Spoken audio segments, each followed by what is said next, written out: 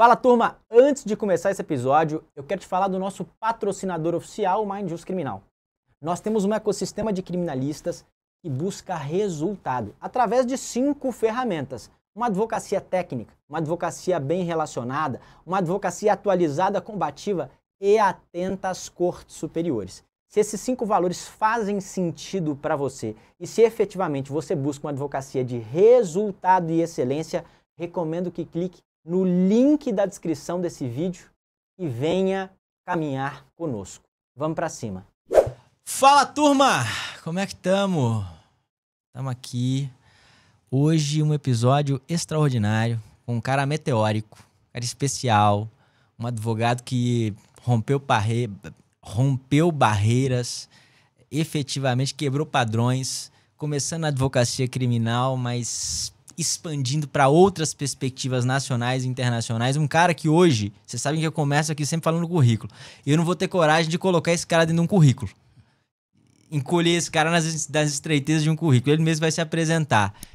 Vai ser um puta de um episódio, né, João? Não, excelente. Não, o cara que fez aí um escritório enorme e expandiu bastante, né, para outras áreas. Não, já tava até conversando aqui que quando a gente tava combinando para vir aqui, o Ailton falou, pô, cara, se a gente puder essa data, porque essa semana eu vou viajar para Dinamarca, depois eu para Lisboa, para não sei onde, cara, o nível aqui tá bem internacional. Então vamos aproveitar a agenda logo, vamos correr. E que bom que deu certo, cara. Vai ser um prazer enorme poder conversar com você. Vai ser muito bom aí conhecer sua história. Tiziano Figueiredo, meu amigo, se apresenta aí, cara. Quem é Tiziano Figueiredo por Tiziano Figueiredo? Prazer tê-lo conosco. Prazerzão aí, galera, a gente poder estar dividindo um pouco da história. Não sei se eu sou tudo isso que vocês falaram ou não, mas também não vou negar. Então, se a gente puder compartilhar um pouco aqui, inspirar a turma da advocacia, principalmente a advocacia jovem, né, os bacharéis em direito, quem está aí saindo na dúvida, se quer advogar, quer fazer concurso, o que quer fazer. Contar um pouquinho dessa história, como é que eu me tornei advogado, as estratégias empresariais e empreendedoras que a gente teve desde o começo, da época da faculdade, tudo aquilo que a gente pensou, saindo fora da curva, de eleição de centro acadêmico. Há um escritório hoje com mais de 70 pessoas em 3 cidades, num processo de internacionalização. Para mim é um prazer enorme dividir isso aí com vocês. Manda bala. Ô, Tiziane, vamos lá, cara. Pô, você comentou 70 advogados caminhando para internacionalização, mas o seu primeiro passo foi no criminal, certo? Então, eu entrei no UNB em 2001. Né? Quando eu entrei no UNB, não tinha nada dessas operações, a advocacia criminal era o patinho feio. Eu lembro com uma história engraçadíssima. Eu cheguei para minha mãe, logo que eu passei no primeiro semestre, eu falei, eu nunca vou ser advogado criminalista. Caramba. Que coisa. Falei, eu não sei o que eu quero ser, eu vou ser juiz, vou fazer algum concurso, mas se eu advogar, a única certeza que eu tenho é que eu não quero ser advogado criminalista. E aí, quando foi 2002, começaram as operações, o ministro Márcio Tomás Bassa, à época, à frente do Ministério da Justiça em 2003, né? A coisa começou a tomar uma outra proporção para a advocacia criminal. E o primeiro emprego que eu tive foi... A UNB entrou em greve depois do primeiro semestre, todo mundo falando Defensoria Pública, o melhor lugar para você aprender. Cheguei na Defensoria Pública, a doutora Rita, do DF, na época. Eu estava no segundo semestre, sem estar exercendo, né? Porque estava em greve. Falei, doutora Rita, eu quero estagiar aqui. Não, mas você não pode, tem uma fila. Sentei à frente dela, do jeito que eu tô aqui com vocês, falei assim, mas eu só saio daqui se eu estagiar aqui. Que legal. E aí ela assustou com aquilo. Falou, você é de onde? Eu falei, eu sou da UNB, tô em greve, eu tô com tempo livre, ocioso, moro aqui do lado. Quero estagiar aqui. E aí entrei na Defensoria Pública. E foi legal, porque a partir dali eu coloquei uma série de gente que era colega de turma nosso lá na UNB. Pô, você tá na Defensoria, me coloca. Foi um trabalho tão bem feito, nós demos uma puta de uma defesa pra gente que não tinha condição de ter uma defesa efetiva. E ali, pô, eu tratava cada um como um cliente mesmo, estudava o caso, destrinchava. Eu lembro do menino que a gente absorveu, que ele tava com 5 quilos de maconha acusado de tráfico interestadual. Eu falei, pô, mas tá dizendo aqui que você foi levar a maconha Você trouxe a maconha de Anápolis para Brasília. Ele falou, não, mas eu vim buscar a maconha de Brasília para Anápolis. Eu falei, mas você está negando, você está dizendo que, porra, não era para tráfico, você ia consumir 5 quilos. Cara, não. É para consumo. Eu falei, cara, você vai morrer, né? Fumar 5 quilos de maconha, aí você vai morrer, né? Aí eu falei, olha, eu acho que a sua melhor opção aqui realmente seria confessar, pegar atenuante, substituição de pena e sair da cadeia. E aí o Correio, que na hora tava, não, isso aqui não é nosso, isso aqui não é nosso, pô, pegou causa de aumento, pegou tudo e o cara realmente saiu. Então esse caso me marcou, porque o juiz viu a honestidade dele. Eu falei, pô, tá fazendo um puta trabalho aqui nesse negócio penal. E aí vieram as operações, as pessoas se concentraram com o que à época disseram, o direito agora você tem que ser especializado. Então tem que existir o escritório de penal, o escritório de societário, o escritório de tributário. Você tem que ser o advogado especializado naquilo. E todo mundo foi se especializar. Eu me especializei em penal. E operações, assim, você comenta, quais você trabalhou, assim, relevantes? Vixe, na época, a lista é extensa. Né? Na época foi interessante. Pô, eu passei uma barra pesada na faculdade, cara. Minhas tias faleceram durante a faculdade. Tinha uma tia que chamava Maricela e uma tia que chamava Estela Mares, que eram segundas mães pra mim, né? Que eram mães da minha mãe, na verdade. E aí minha filha até chama Estela por causa das duas, que era o jeito que eu tinha de homenagear as duas. E aí me disseram uma época que o melhor lugar do mundo para estagiar era o Pinheiro Neto. E até eu montar meu escritório, realmente, o melhor lugar do mundo era o Pinheiro Neto. Hoje é o segundo, porque o melhor hoje é o meu escritório. O segundo é o Pinheiro Neto. Mas foi um lugar que eu aprendi demais a trabalhar, porra. Trabalhei com o Vilhena lá, foi um cara que me ensinou muito a trabalhar. Mas acabei tendo aquela veia do penal vindo da Defensoria Pública com o empresarial. E aí era uma época que começaram a surgir as operações. Então veio o direito penal econômico. E, cara, porra, na época da faculdade, eu vou te falar, se tem uma tranquilidade que eu tenho, que eu aproveitei tudo que tinha que aproveitar. E até namorei. E aí tive um namoro na faculdade, porra, engatei um namoro lá, minha primeira namorada. Terminamos, baixo astral, foi um inferno astral ali, parecia o retorno de Saturno. Terminou o namoro, fui demitido do Pinheiro Neto, pô, tava contratado para advogar no Pinheiro Neto, bati de cabeça, bati de frente com um pleno lá. O cara olhou para mim, chegou, mandou fazer uma fusão, um contrato de fusão, fiz. Chegou e falou, pô, isso aqui, você gastou 6 unidades de tempo para fazer, isso aqui tá igual a sua cara. Eu falei, pô, então tá ótimo, né? Se tivesse igual a sua, tava uma merda. Meu Deus. E aí, você tinha um controle, né, de quem tinha mexido no arquivo e tudo. Daí a pouco o sócio, que é o Vilhena, respondeu para mim, para ele, me copiando, dizendo, pô, muito bem feito, parabéns pelo trabalho. Que era uma raridade, cara. Porra, Vilhena, Pinheiro Neto elogiaram, era uma raridade. Aí eu entrei na sala dele e falei, pô, Vilhena, você tá vendo? O cara nem me copiou para te mandar um e-mail. Eu já sabia que eu estava contratado, né? Eu estava no último ano, ia ser contratado. Aí o Vilhena, eu entrei e falei, pode falar? Pode. Eu falei, pô, o cara, você viu aí, você me copiou, você viu o que eu fiz o artigo? O cara falou que tava uma merda, tá igual a minha cara. Cara, o Vilhena olhou pro lado, olhou para mim e falou assim, você tem mais alguma coisa para me falar, Tiziano? Eu falei, não, só, pô, você desestabiliza a equipe, né, cara? Eu era estagiário. Eu ganhava bônus de advogado júnior. Eu trabalhava igual um tarado. Eu lembro que eu saía da balada, às vezes, pô, eu ia pra balada no sábado, tinha o que fazer depois, não pegava ninguém, porra nenhuma. Ia pro escritório, ficava trabalhando de madrugada, de sábado, domingo de madrugada. Caramba. Aí, pilando, tudo. Então, ganhava bônus, assim, meu salário era R$500. O bônus era 2.800. O estagiário no Brasil que ganhava mais depois de mim, ganhava 800. Caraca. Então, eu tinha aquela tranquilidade do jogo ganho, né? A ponto de ser arrogante nesse ponto. E aí, um mês depois, o Vilhena me chamou na sala e falou, cara, eu preciso da sua vaga, você tá demitido. Puta que pariu. E aí que vem as operações, que aí eu falei, bom, tá bom, terminei o namoro, porra, a namorada tinha engravidado, perdeu o bebê, eu tinha decidido fazer até concurso público na época. Eu, falei, eu fui filho único de mãe solteira, meu filho não vai ser filho único de mãe solteira, então vou fazer concurso público. Me matriculei num cursinho, depois, quando ela perdeu o bebê, acabei chegando na secretaria do cursinho, falando, ó, tô fora desse cursinho aqui, eu quero voltar para advocacia. E aí liguei para um professor, o Aldo, que hoje é até procurador da República, pô, um baita de um procurador, foi um grande advogado, um visionário na época aqui, que fazia representação de escritório de São Paulo e Rio. Eu falei, professor, tudo bem? Tudo. Eu queria estagiar no seu escritório. Eu disse, mas eu não tô precisando. Eu falei, não, professor, estagia até de graça. Era o jeito que eu tinha de ter contato com o penal, né? E aí, ele falou, não, vem aqui amanhã, vamos conversar. E aí fui lá conversar com ele. Ele tava acostumado a trabalhar no Pinheiro Neto, cara. Porra, eram 5 andares no setor comercial sul. Aí ele chegou e falou, ó, abriu uma pasta, na época eram as pastas de arquivos, assim, e falou, ó, tá vendo isso aqui? As principais causas do país passam por aqui. Então a primeira coisa que eu preciso saber é se você tem descrição.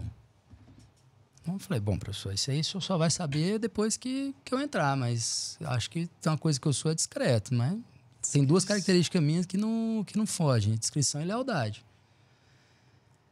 Ele falou, não, então tá ótimo. A outra é o seguinte, eu tenho condições de pagar R$500 por mês. Eu falei, porra, cara, era o que eu ganhava no paraíso. Eu falei, não, tá, professor, tudo bem. É o que o senhor tem para me pagar, para mim tá ótimo. Cara, eu lembro que eu entrei no escritório, já entrei trabalhando com esquema Pinheiro Neto. Eu entrava 1 da tarde, eu cheguei 8 da manhã no primeiro dia, já tomando pé das coisas e tudo, era só representação à época ali. Aí eu vi e falei, cara, o cara tá em todas aquelas operações do mensalão ali, acompanhamento de CPI. Caramba. Tava em tudo.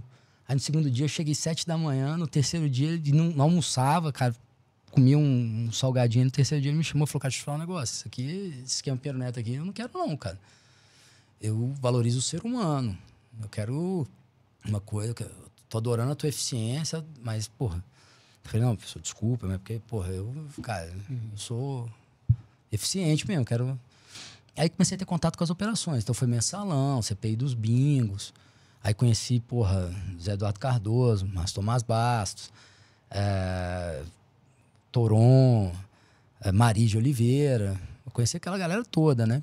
Aí, porra, quando acabou a faculdade, que eu até ia ser contratado também como advogado, falei, cara, pintou a chance de fazer um curso de extensão na Universidade de Coimbra, que hoje até tem no IBCCRIM também, que é Direito Penal Econômico. Eu falei, vou pra lá. Aí fui, vendi meu carro, cara, trabalhei de garçom lá. Mamãe, na época, porra, ganhava aquele salário apertado, ela me mandava 130 euros por mês, que era o que dava. Só que 130 era o aluguel. Aí eu fui, virei garçom lá, fiquei 1 ano trabalhando de garçom. E pra mim era maravilhoso, porque, pô, Portugal a carne era cara pra caramba. Você tinha coelho e frango, né? Um país daquele tamanho pra produzir, né? Você não tinha a JBS, que, porra, levava carne pro Brasil, pro mundo inteiro, num preço razoável, né? Aí, o cara da churrascaria, no final das contas, eu trocava sonho de valsa por carne com o cara. Aí, pô, comecei a trabalhar lá na churrascaria, acabei, recebi uma menção honrosa, no final recebi uma bolsa para trabalhar, para fazer o mestrado. Mandei um e-mail para Marta Mitico. Falei, Marta, pô, fui chamar para fazer o mestrado aqui. Ela mandou assim, ó, não seja estudante profissional. Cara. Aí eu falei, que pancada. Ela falou, os escritórios de advocacia criminal no Brasil são muito pequenos, você vai ficar aí, você vai perder o bonde da história. Ô, Tiziano, vou fazer um pausa aqui, cara. O que você acha? O advogado formou, faz mestrado, faz doutorado, faz pós-doutorado. O que você acha dessa trajetória que muitos... Cara, o que você faria se você estivesse formando agora no NB? As pessoas banalizaram o mestrado e o doutorado no Brasil. Então, assim, quando chega alguém lá, por exemplo, no meu escritório hoje, o cara tem um mestrado, um doutorado, eu vou olhar em quê? Porque qualquer lugar você faz um mestrado e um doutorado, então tem que ter um sentido. O mestrado e o doutorado, quando você olha lá fora, pô, agora eu tô fazendo o MBA lá do MIT, aí você vê o que é realmente, o que a galera tá procurando, né? Expandir o network, entender de inteligência artificial. O mestrado e o doutorado é para você desenvolver algo novo, realmente, né? Pô, eu vou fazer mestrado em direito para pesquisar o quê? Ou eu tô simplesmente arrumando uma desculpa para ir pro exterior? Ou para tentar me cacifar? Eu acho um assalto. Tem uma sobrinha minha que eu amo, adoro e venero, que, porra, ela saiu da UNB e foi fazer um mestrado. Eu falei, cara, que loucura.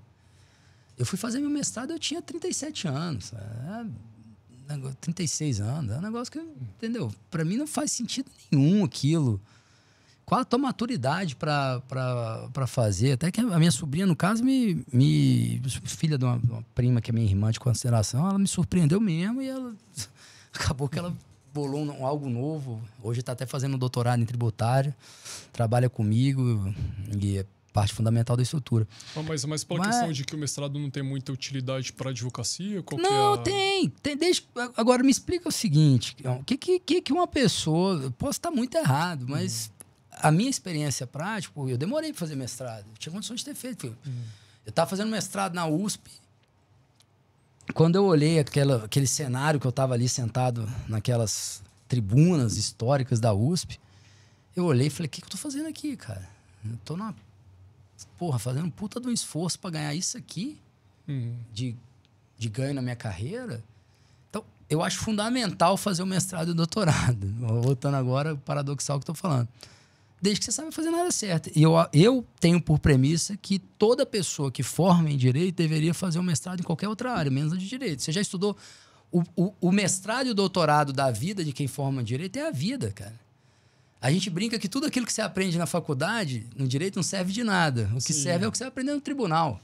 Então, a vida já vai te dar um título de mestre e doutor em direito. Então, vai atrás de alguma coisa. Porra, eu fui fazer meu mestrado em administração. Estou fazendo agora um MBA na School of Management do MIT. Então, cada um tem que ter um propósito, o que está servindo. Eu resolvi pegar o meu escritório, posso contar para vocês a história dele, como é que a gente resolve expandir, mas eu resolvi pegar meu escritório e fugir daquele racional do especializado e falar, cara, o mundo inteiro está virando especializado. Vamos na contramão do mundo e vamos virar abrangente? Né? E foi o que deu certo. O escritório, a gente estava no meio da Lava Jato, aqueles honorários maravilhosos que todo mundo recebeu ali na advocacia criminal, quando eu vi, cara, um ex-sócio meu civilista entrando com HC e ganhando. Aí eu falei, cara, não interessa, aqui acabou o direito, aqui interessa o réu. Então, o cara pode ser civilista, o cara pode ser tributarista, o cara pode ser direito de médico, que ele vai entrar com HC e ele vai ganhar, dependendo do cliente dele. Tá todo mundo virando criminalista, então o honorário lá de 1 milhão. O honorário de 1 milhão tá virando honorário de 50 mil. Por quê? Porque era só você protocolasse uma receita de bolo ou uma puta petição, dependia que era seu cliente. Eu virei pro Pedro e falei, Pedro, isso aqui chama regra de mercado. Vai dampar o preço da advocacia criminal, cara. E tá todo mundo, meu irmão, lemming, surfando na crista da onda, achando que isso aqui é o resto da vida. Ninguém tá se preparando pro pós. E tá ficando um monte de slot vazio ali pra gente preencher. Vamos expandir? Interessante. Qual foi a primeira área? Muito completa, hein? A primeira área que a gente expandiu foi o cível, né? Foi o cível. A gente olhou e falou, cara, vamos abrir pro cível, que é o Coringa, né? Sim. E como é que você fez a expansão? Trouxe um puta sócio para assumir o cível? Ou contratou alguém? Qual foi a estratégia ali? Ali a gente já tinha nome para emprestar. Então todo mundo já via o que a gente estava fazendo. Cara, os caras vieram do nada. Enfrentamos preconceito, igual toda parte da minha vida, né? Porra, como é que esses caras vieram do nada e chegaram aqui, né? Vamos fazer um ponto aqui, cara. Vamos voltar para... Porque às vezes o cara vê agora, escritório 70 pessoas, internacionalizando. O cara deve pensar, pô, o Tiziano é filho de um puta empresário aí, né? Um cara com pedigree, o cara, pô... Cara, conta aí de onde é que você veio, Tiziano. Como é que foi, cara? Você falou aí rapidamente, filho único de uma mãe solteira. Qual que é essa história de onde é que você veio, cara? Minha mãe Fátima é um fenômeno. A gente... Nasci em 1983, em Goiânia, cara. E quando eu dei por mim, eu não tinha pai, cara. Ah, quem é seu pai? Pô, fui descobrir que meu pai era o melhor amigo do meu tio e que abandonou minha mãe. Puta que pariu. Aí... Só que, porra, a mamãe nunca me enviesou contra meu pai. Pelo contrário, ela deixou eu formar a minha opinião. E hoje eu tenho o maior carinho pelo meu pai, cuido dele. Teve um episódio horroroso na Covid, graças a Deus tá vivo. Mas, enfim... A mãe era pobre, ali em Goiânia, sofreu todo aquele preconceito de uma mulher bonita com um filho, imagina. Toda amiga dela achava que ela ia pegar o marido, né, cara? Uma mulher solteira com um filho. Então, eu vi aquilo na pele. E aí, um dia ela chegou pra mim e falou, tinha 9 anos na época. Você tem a chance de estudar no Marista, que é, porra, o melhor colégio de Goiânia, ou no Dom Bosco, que também é muito bom. No Dom Bosco você tem uma bolsa de 100%. No Marista você vai ter que trabalhar à tarde na frutaria para ter 70% de bolsa, porque 30% eles podem dar, mais que isso não podem. Você topa, o que você quer? Então, com 9 anos, ela me fez fazer essa escolha, né? E aí, porra, falei, cara, vou estudar no Marista, tá doido. Bom demais estudar no Marista. E aí, fui pro Marista, formei lá minha turma, meu network ali com a galera, entregava fruta e picolé num range ali de quarteirão, porque, porra, era muito pequeno. Minha mãe pediu só pro dono da frutaria para não deixar eu andar de bicicleta, né? Para não morrer. Aí eu tinha que entregar, o limite do que eu podia entregar era um saco de laranja pequeno e uma meia melancia. Então, eu tinha que equilibrar essas coisas. Era onde era meu range ali. E à noite eu fazia o dever. Quinta, sexta, sétima, oitava, foi tudo isso.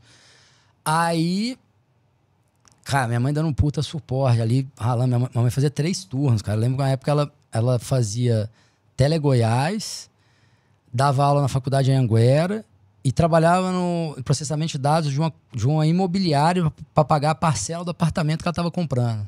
Então, cara, o exemplo que eu sempre tive foi de trabalho. Minha mãe trabalhava igual doida, né?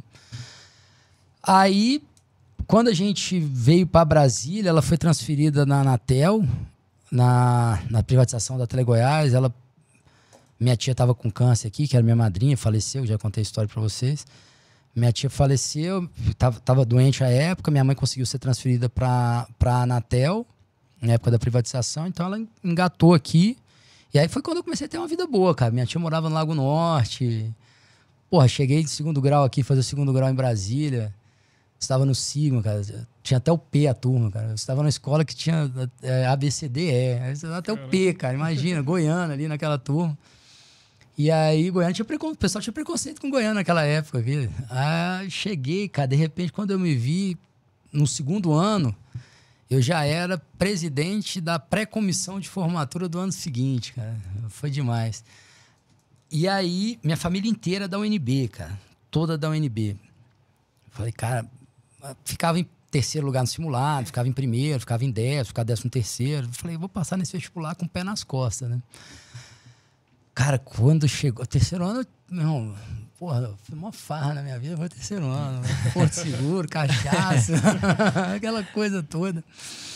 Aí, quando chegou no vestibular, minha tia Maristela era rigorosa pra caramba. Meio 3º ano fui fazer o vestibular, cara. Eu tirei 40. A nota de corte era 270. Nossa. Meio 3º ano, era teste. Ela falou assim, você não vai passar no UNB nunca.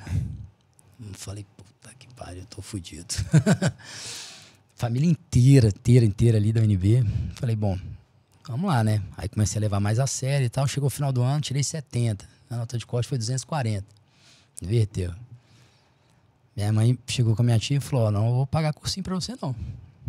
Se quiser, tem um cursinho dos alunos da UNB que estão montando. Acho que era Alumni, uma coisa assim que tinha, né? Alumni, sei lá. Eu tava começando o cursinho da UNB. É lá, falei, cara, pra eu passar em Direito eu tenho que ir pro melhor. Eu fui lá no Galoá, tava com prova de monitor aberta. Cara, eu lembro direitinho nesse dia. Eu fiz uma puta de uma prova. Passei, cara. No dia que eu passei, eu tive uma estafa mental. A primeira vez que eu tive uma estafa mental na minha vida. Tive 2 vezes estafa mental. Blackout, travada, assim, parado. Passei. Então, esse monitor tinha bolsa de 100%. Aí comecei a estudar no Galoá. Falei, cara, porra, monitor, aquele cara que tem que ser o exemplo. Camiseta pra dentro, carola. Não saí, fiz uma promessa. Falei, não vou pegar mulher nenhuma, deu 6 meses, né? Cara, quando eu fui fazer o vestibular do meio do ano, uma questão tipo B de química dava 10. Na hora de marcar, eu desconcentrei, porque o cara falou quanto tempo faltava. Em vez de marcar o 1, primeiro eu marquei o 0. Nossa. Na hora eu pensei, nossa, me fudi. Não vou passar por causa disso. Dito e feito. Saiu a nota, eu tirei 255. A nota de corte era 260. Com aquela questão que tinha sido anulada, eu tirava 262. Caraca. Aí eu falei, cara, essa é a história da minha vida, é resiliência. Eu falei, bom, eu tenho 2 opções, né? E aqui o 2º semestre do cursinho, cara, é uma merda. Porque no primeiro semestre, você não passou, 3º ano, todo mundo tem desculpa. No segundo, só os burros estão lá. Aí eu falei, caralho, que merda, cara. Só tem eu aqui, sou burro. Aí eu falei, bom, eu posso enxergar o copo de outra maneira, né? Então, assim, já que eu não passei por causa dessa questão, significa que agora eu sou o primeiro da fila, todo mundo vai correr atrás de mim. E aí, cara, estudei leve, saía, assim, eu estudava de segunda a sexta, sábado eu saía, domingo eu revisava, porra, sistemático, ali tudo certinho, tomava uma cachaça na sábado, tudo certo. Aí chegou no final do ano, o Toshio falou, ó, quem quiser fazer aí o vestibular do ITA, eu dou R$ 2.500 para quem passar e pago a passagem. Aí tinha uma monitora lá que era doido para dar uns beijinhos nela. Ela falou, vamos fazer? Eu falei, uai, vamos. Partiu. Vamos. E aí, cara, fiz esse vestibular do ITA, cara. Passei no vestibular do ITA, passei na UFG, passei o UFMG, passei na UNB.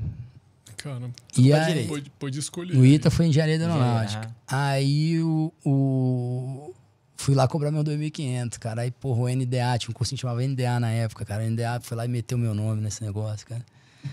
Porque eu tinha feito uma extensão no NDA no segundo ano do PAIS. Aí, cara, o Galois falou, mas você fez por dois times, a gente não tá te devendo nada. Eu falei, pô, mas R$ 2.500 naquela época era 50 mil hoje, né, cara?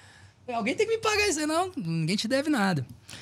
Tá bom. Aí passei no NB, aí, porra, vem a história do escritório. A história do escritório, que aí eu acho que é um puta de um exemplo de empreendedorismo. Éramos eu, Pedro, Daniel, que é meu sócio hoje ainda também, e o Turbay, Marcelo Turbay. Nós 4 ali, a gente era amigo, era da mesma turma. A gente, porra, ninguém filho de ninguém, todo mundo ali, goianão, tranquilaço, cara. Turma maravilhosa, a turma é campeã, só tem gente que se deu bem na vida. A gente fala, cara, vamos montar um escritório quando a gente formar, né? Aí desde a faculdade a gente montou um escritório nosso, né? E isso você estava no Pinheiro Neto ou não? Aí eu já estava no Pinheiro Neto estagiando, já estava estagiando. E cada no um Pinheiro Neto. deles também num escritório. Cada um, o Pedro estava no Ministério Público, o Daniel acho que estava com Viegas ou estava com Tarcísio. Turbay tava com... Como é que é o nome daquele menino lá, que é o Antônio Torreão.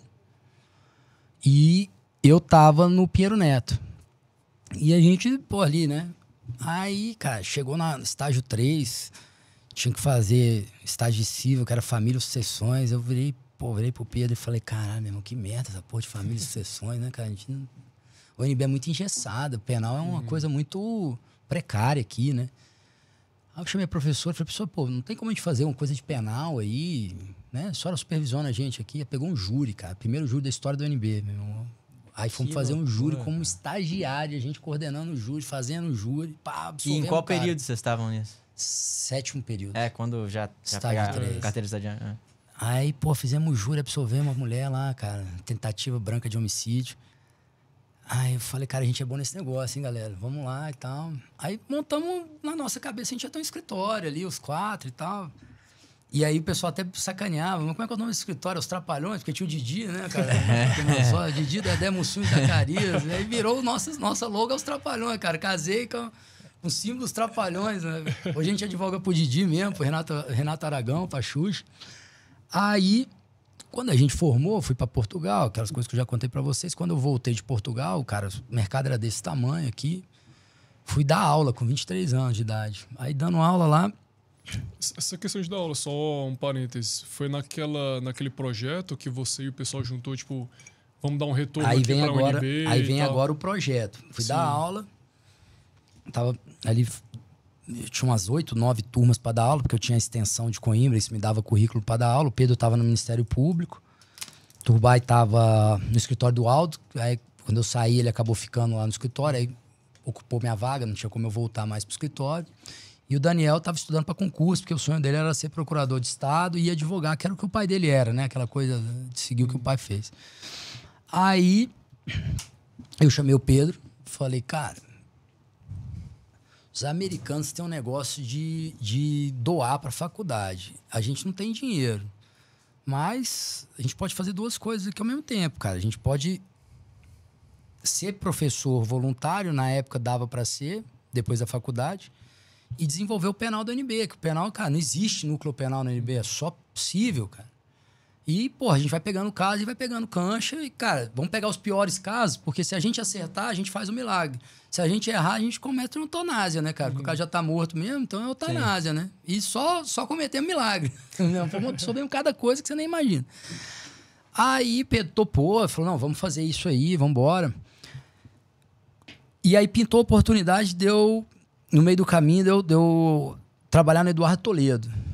Aí o Eduardo, fui trabalhar no Eduardo Toledo. Não, aí antes disso, cara, foi engraçado pra caramba. Cara, minha referência ali, até então, na época de advogado, era, Raul Livino, era o Kleber Lopes, né? O Kleber tava despontando ali.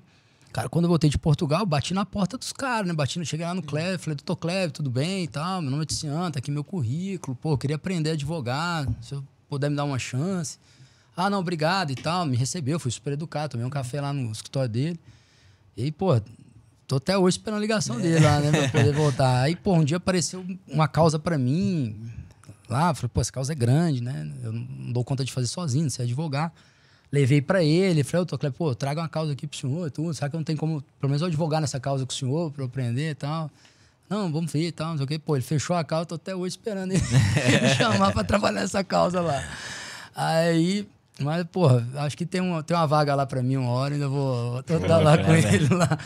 Aí, pintou uma vaga no Eduardo Toledo. Cara, aí eu nem imaginava que era possível uma vaga no Eduardo Toledo, né, cara? Pô, Eduardo era... Gigante, caralho, gigante.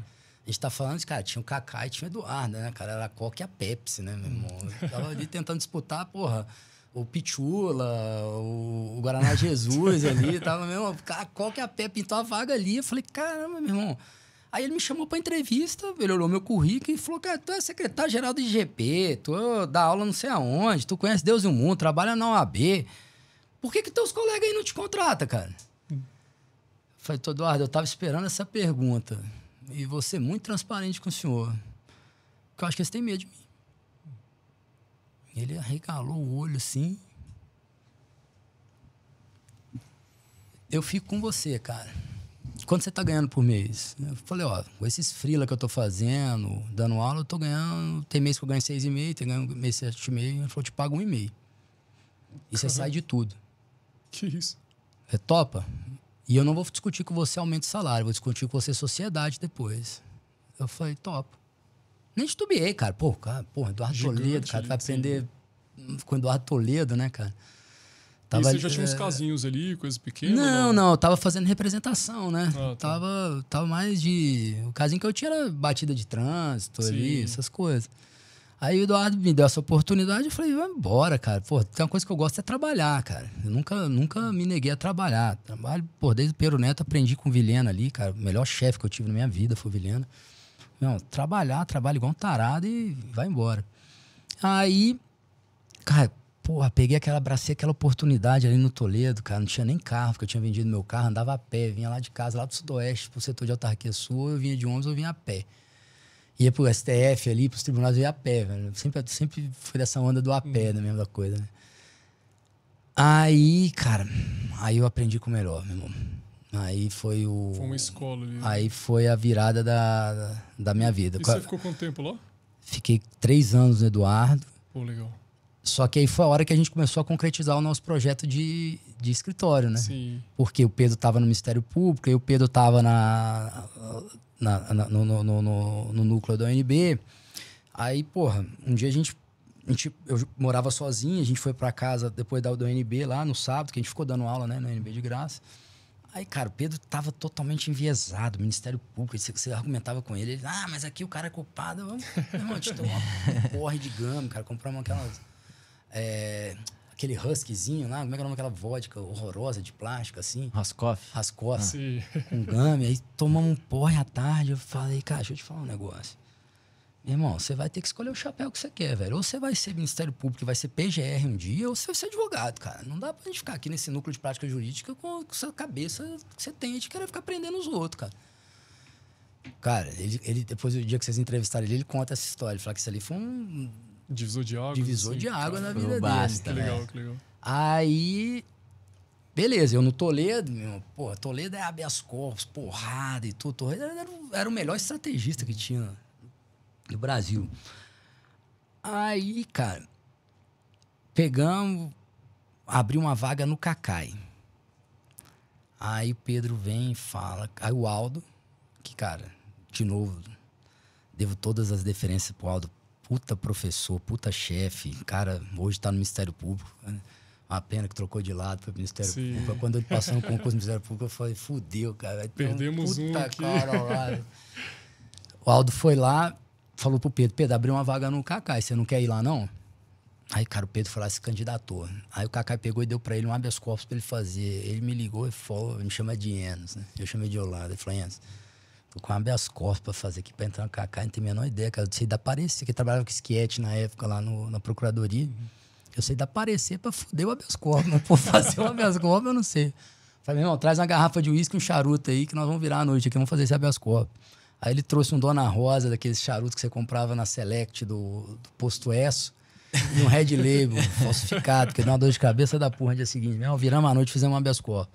Ele levou o habeas corpus, Cacai, porra, esse habeas corpus aqui tá maravilhoso. Impetrou o habeas corpus e ganhou o habeas corpus. Caraca. E aí chamou o Pedro e falou, cara, deixa eu te falar um negócio, eu te contrato. Se você pedir exoneração hoje, licença eu não aceito. O Pedro falou, não, tá bom, tô dentro. E aí, cara, o Pedro foi, pulou pra dentro do Cacai. E aí, cara, era o Cacai, pô, o Cacai é um puta advogado ali e tudo. Então você tinha o Eduardo, que era um puta estrategista, o Cacai um puta advogado de frente, e eu e o Pedro fazia a ponte entre os dois, e eles não se bicavam não, cara. Era, meu irmão, bicho, era água e azeite ali. Só que a gente fazia o meio de campo. Então, às vezes, o Pedro, pra aprender a advogar, me mandava umas coisas lá, falava, o que você acha disso? Aí eu dava um palpite que dava certo. Então, ele foi ganhando a confiança do Cacai. E aí, abriu uma outra vaga no Cacai.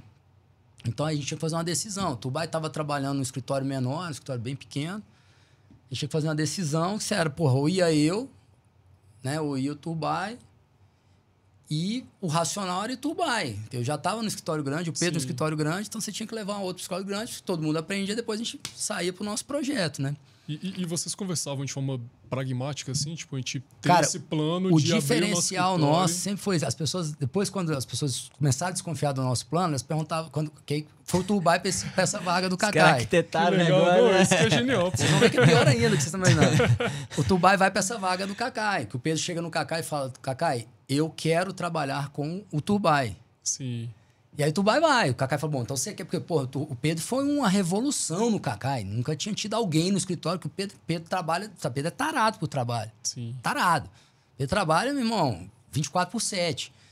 Então ele pegou os casos e começou. E conectado com aquilo que não tinha lá no Cacai da estratégia, que era ali o Toledo emprestando através de mim, isso aí, né? E, irmão, o Cacai falou, bom, é o que você quer? É o que você quer, então eu vou contratar o cara. E, pô, o Tubai foi, meu irmão, entrou, a gente falou, cara, tamo agora no caminho, né? Aí, voando. Cara, entrou lá, começamos a bater bola, tudo, ó, agora como é que a gente vai fazer, o racional é estar aqui, as pessoas tentavam fazer armadilha com a gente. Lembro de um colega de turma nosso que morria de inveja da gente, de onde a gente tava, o cara, porra... Em vez do cara querer focar em ser o que você estava fazendo, o cara ficava o tempo inteiro. O cara estava no serviço público na época ali, falando assim, porra, qual que é o melhor de vocês três? Aí a gente fala, o melhor de nós três somos nós três. Como a gente trabalhava junto no NPJ, a gente podia falar isso. Então isso foi um puta golaço. A gente matou a competição entre a gente no começo, né? Sim. Então era conversa franca. E aí que você vai ver que a coisa fica mais sadomasoquista agora. Quando tá todo mundo estabilizado ali... Aí tu vai e fala, galera, porra, esse aqui é o meu projeto de vida, eu não vou arriscar mais aqui, pô, tô num puto escritório, ficou lá. Respeitamos o cara também, né? Aí eu bati teto lá no Toledo, que aí o Toledo tava com aquela conversa, não, a gente não vai discutir aumento de salário, a gente vai discutir sociedade. Aí eu conheci a Laísa, cara, no meio da campanha de 2009.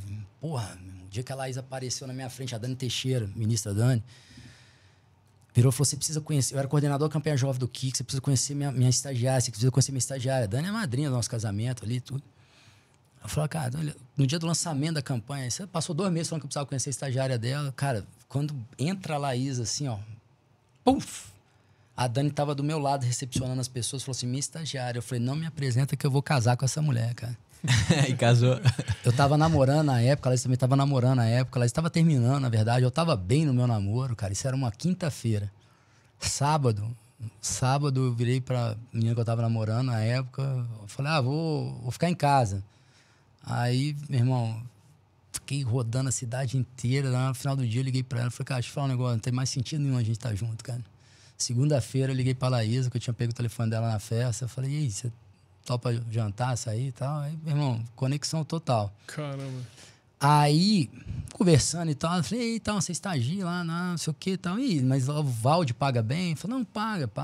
Pô, eu ganho lá R$2.500, mais bônus, alguma coisa. Eu falei, hã? Não, eu ganho R$2.500, mais bônus. Eu falei, porra, eu ganho R$1.500, cara. Que merda, velho. O dia todo. Aquela gata na minha frente, minha mãe me ensinou um negócio seguinte, cara. Minha mãe falou assim, se falar pra você que é machismo, que é o que você quiser. Minha mãe, nossa, filho único mais solteiro, a gente saía, eu tinha 6 anos, 5 anos de idade lá. A gente saía, ela me entregava o cartão de crédito dela. Então, quem pedia a conta e pagava a conta sempre fui eu. Caramba. Minha mãe falava assim, isso não é machismo, não, isso é cavalerismo, você vai pagar a conta e tal. E aí eu falei, cara, vou pagar a conta pra essa mulher aqui, né? Mas, pô, tô começando a ficar cara essa conta. Aí fui falar com o Eduardo, não, cara, não tem condições aqui, você tá vendo que não tá entrando causa nova e tal. Eu falei, bom, preciso alçar voo. E aí o Didi tava ali já consolidado na procuradoria, nós sentamos pra conversar, eu falei, Didi, vamos fazer o seguinte, cara, sai pra abrir o escritório que eu vou na sequência. Aí o Didi, beleza, saiu, o Didi já tava ali, né, ele já tinha um salário fixo dele, o procurador ele montou o escritório dele. E aí, na sequência, eu falei, bom, agora vou eu, né? Aí, cara, entrei, falei, bom, mas eu tô fudido, porque o Didi tem o salário dele, como é que eu vou fazer? Aí sentei com o Pedro pra conversar, ele falou, cara, vamos fazer o seguinte, vamos rachar tudo. Meu salário agora é dividido por 2. Caramba. Aí Sério eu mesmo? pulo do gato, cara. Que legal, eu pulo do gato. Cara, Então deu pra ver que o projeto era em Aí conjunto eu mesmo, falei, né? cara, Que legal. aqui agora a gente vai voar. Que legal. Porque, pô, quando você sai naquele perrengue, cara, tu tem que pegar a causa ali a R$5.000 pra comer, eu já tinha isso garantido, cara. Então eu tinha uma estabilidade de serviço público montando um O escritório. Pedro já tinha um tempo lá no Cacá, Pedro, então devia Pedro estar era o braço ganhando. direito do Cacá. Devia estar ganhando super bem, né? E aí vem o que é melhor, né? Que Cara, aí também é um cara ponta firme, né, velho? Que não é qualquer cara. alma cara. gêmea. Cara alma ponta gêmea. firme. Eu sou casado 2 vezes. Uma relação hétero e a outra homo. Ali eu tenho um casamento com sexo com a Laís e um sem sexo com o Pedro, né? Então, aí a gente começa, cara, aí dividindo, né? Pô, aquilo estabilizou a minha vida, cara. Eu ganhava mais, de largada eu já ganhava mais do que eu ganhava no escritório do Toledo, entendeu? E aí, mas aí que vem o grande lance, é que o Pedro começou a me aproximar do Cacai. E o Cacai, e ele, tudo que vinha de caso, que o Pedro tinha dificuldade, ele falava, Cacai, isso aqui quem ajudou a resolver foi o Diciano, isso aqui quem ajudou a resolver foi o Diciano. E a gente se aproximou. Então, naquele pico das operações, que você perguntou, cara, eu trabalhei em todas. Não tem nenhuma operação dessas que eu não trabalhei. Pode ter uma que eu trabalhei para uma pessoa e pode ter uma que eu trabalhei para 10. E aí o Cacai chegava para ele, porra, ele tava ali no auge na época dele, meu irmão, ele tava cobrando 10 vezes, 15 vezes o que o mercado cobrava. E aí a pessoa chegava e falava, porra, tem condições de pagar uma vez o que o mercado paga. Ele falou, não, uma vez eu não posso fazer para você, mas tem um menino ali que faz. E aí, cara, uma vez dele, pra mim, era 10 vezes o que eu ia cobrar. Então, aí eu combinei com o Pedro na época, e aí o Daniel, nessa época, não aguentou o tranco. Pô, o filho dele tava nascendo, ele tava focado ali no cível, e era operação, e, meu irmão, operação é foda, você tem que acordar de madrugada aí e tal. Ele falou, Tício, eu vou sair fora do projeto. O Daniel saiu fora do projeto na época. Aí, Pedro, falei, cara, vamos fazer o seguinte, eu preciso aqui pra manter o escritório, eu preciso de R$2.000 para pagar funcionário, que era uma secretária, um estagiário. Total ali dava ali uns R$7.000, R$8.000. Então, com o que eu gastava no mês, nós precisávamos ali entre R$12.000 e R$15.000 por mês. O resto, a gente tem que reinvestir. Aí começamos a reinvestir em imagem. Aí começamos a primeira coisa, aprimorar a imagem. Como é que é a imagem? Pô, você tem que se posicionar, patrocinar. Pô, caralho, escritório recém-nascido aqui, já tá patrocinando IBC Crim, aí, pô, começamos a patrocinar palestra, tá presente nos eventos e tudo. Os caras, o que tá acontecendo, né? E aí vieram as operações, aí, porra, pegando tudo, aí um dia eu cheguei pro Pedro e falei, cara, bati teto, cara, bati teto. Teve uma coisa muito engraçada, cara, teve um cliente que ele chegou e falou, porra, tô entre você e o Eduardo Toledo aqui pra contratar e, cara, a técnica é a mesma, eu falei, nem podia ser diferente, que é a mesma escola. Mas eu fiquei com cabelo branco. Então, vou no cabelo branco aqui. Foi transparente comigo. Me deu até uma caixa de peramanca na época, assim, de brinde, porque eu examinei o processo dele. Que eu botei no meu casamento depois, a peramanca dele lá pra fazer graça. Mas eu falei, cara, bate teto, tá vendo o que tá acontecendo? Então tem que ter alguma coisa aqui que faça diferença. Só que ao mesmo tempo, porra, tinha a questão da lealdade com o Cacai, né? Que, porra, não podia tirar o braço direito do Cacai. E Pedro falou, cara, eu não tô aguentando mais também, eu quero, porra, quero ver meu nome ali na placa, eu quero ter a vida própria. E aí, falei, ó, então conversa com o Cacai, 2014 isso, troca uma ideia com ele, seja transparente e, cara, e vamos pro barco, vamos sair, vamos fazer essa coisa bem feita, né? Porque é o cara que hoje que nos ajudou bastante. E 2014 era auge e Lava Jato. Tava ali, começando, né? não era o auge ainda não, tava começando. Ah, não, veio depois ainda. Começando. E aí o Pedro conversou com o Cacai falou, cara, você sabe que você é um tiro de canhão no escritório, mas eu fico muito feliz porque você vai para um lugar que, porra, alguém que é leal, alguém que, porra, que a gente confia, que faz um bom trabalho. E aí, porra, eu tava na Itália no dia que o Pedro me ligou pra contar isso aí, invadindo a pista lá, que minha mulher deu de presente pra mim de 1 ano de casado, o ingresso pra assistir a corrida de Monza. Que legal. Eu tava invadindo a pista, cara, tem esse vídeo até hoje, lá ele me ligando, cara, deu tudo certo, a conversa foi boa, foi feliz pra caralho, velho, soltando fogos. Caralho. E aí o Pedro vem pro escritório e cara, também a gente aprende as coisas, né? Continua um amigo do Cacai, mas também nunca mais ele indicou nenhuma causa pra gente. E aí, é compreensível, o Pedro chegou, cara, e aí a gente mudou de patamar. Realmente foi uma mudança de patamar, porque as pessoas olhavam, eu era um menino, eu brinco que a gente era o Grêmio, até hoje as pessoas chamam de meninos. Olha que bonitinho, na hora que jogou a água virou um monstro, né? E aí montamos o escritório e começou a vir muita causa. Eu falei, cara, tá vendo como é que eu tava certo? Era regra de mercado, você trazer um puta de um sócio. Eu não consigo resolver um problema que só o tempo resolve.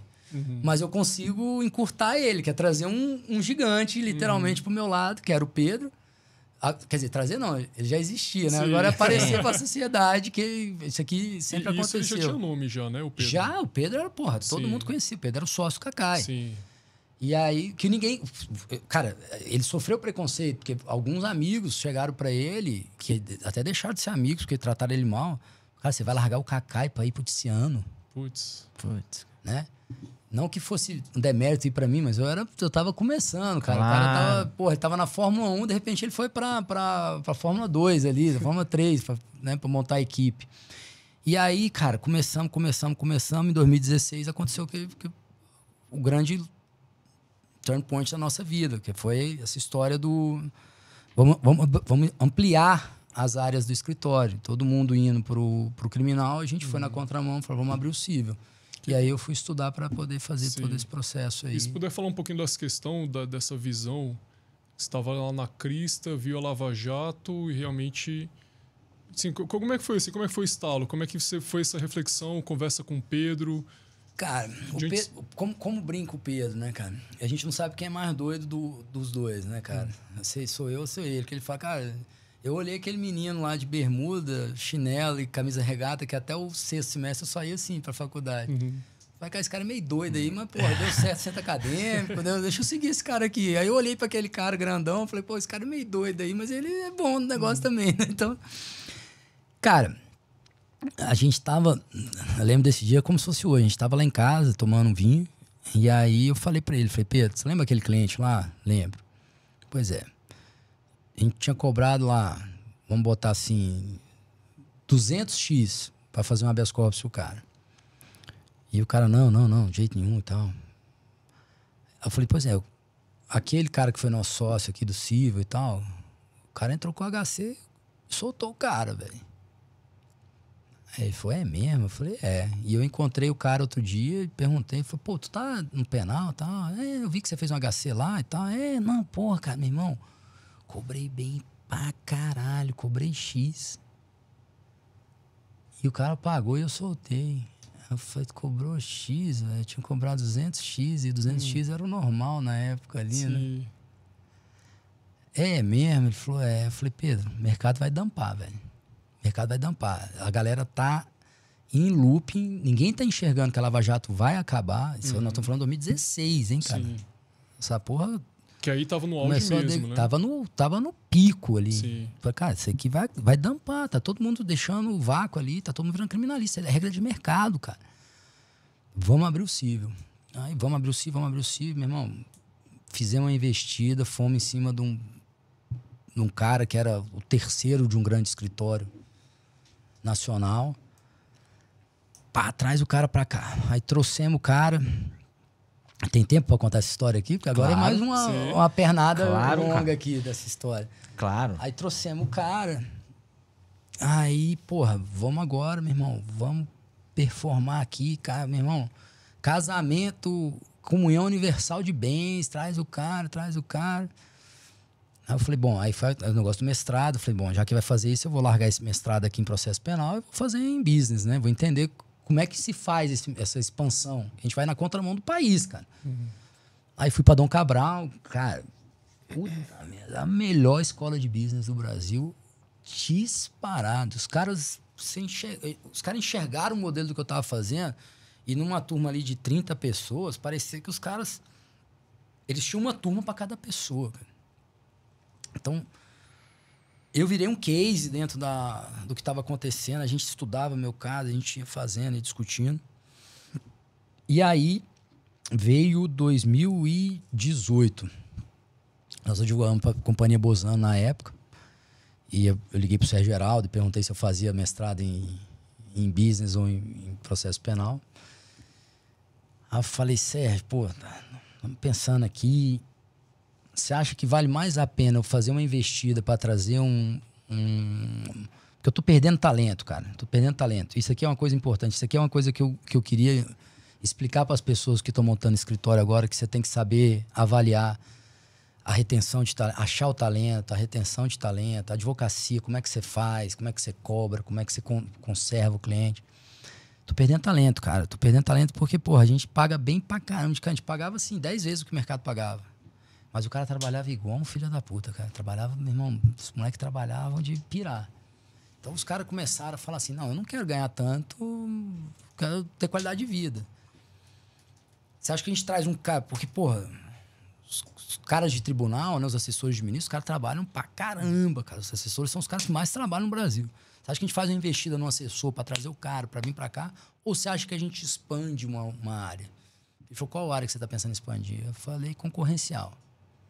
Ele falou, não tem a menor dúvida, cara. Concorrencial é a área que mais gera cross-selling de indicação. Aí você tem que abrir o concorrencial no seu escritório. Você tem dinheiro para trazer uma pessoa para ser sócio nessa área? Eu falei, cara, assim, se eu falar para você que eu tenho, eu vou mentir. Se eu falar para você que eu não tenho, eu vou mentir também. Então, eu prefiro não falar a verdade. Aí ele falou, não, cara, toca pau que eu vou te orientando.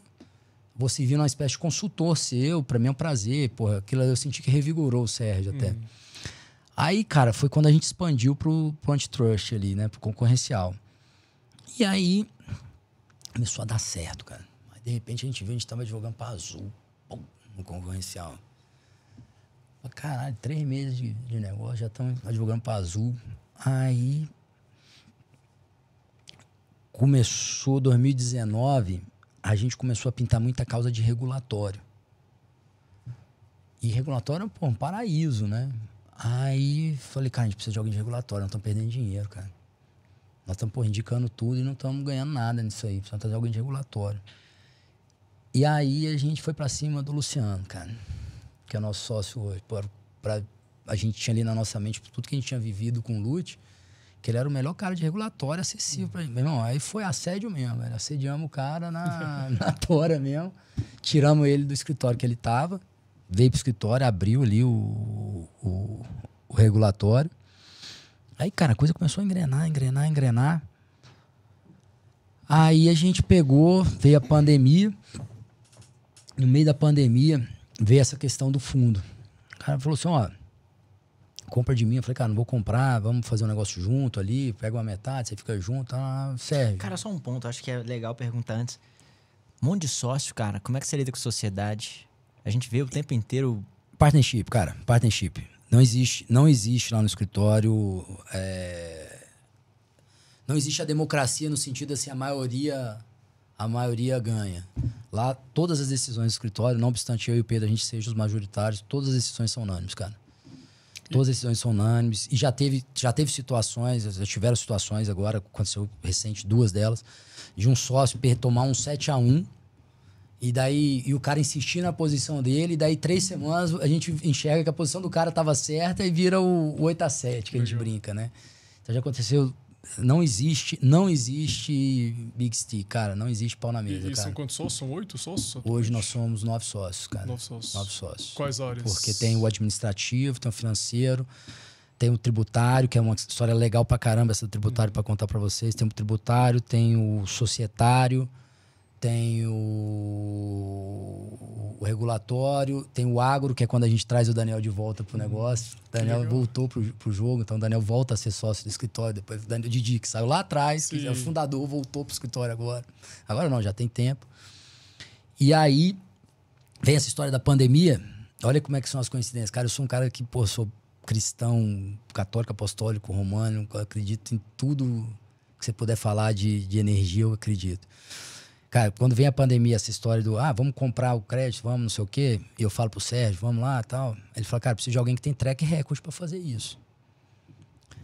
Cara, quem é que alguém que tem track record? Pô, Sérgio, para com isso, cara, negócio de mercado financeiro, esse negócio é diferente, né?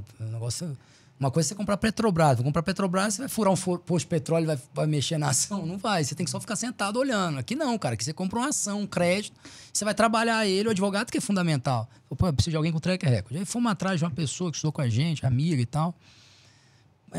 Convencimento, tá? Vamos lá, vamos montar a gestora. No meio da pandemia, cara. Reunião na pandemia. Máscaras e tal. Álcool em gel.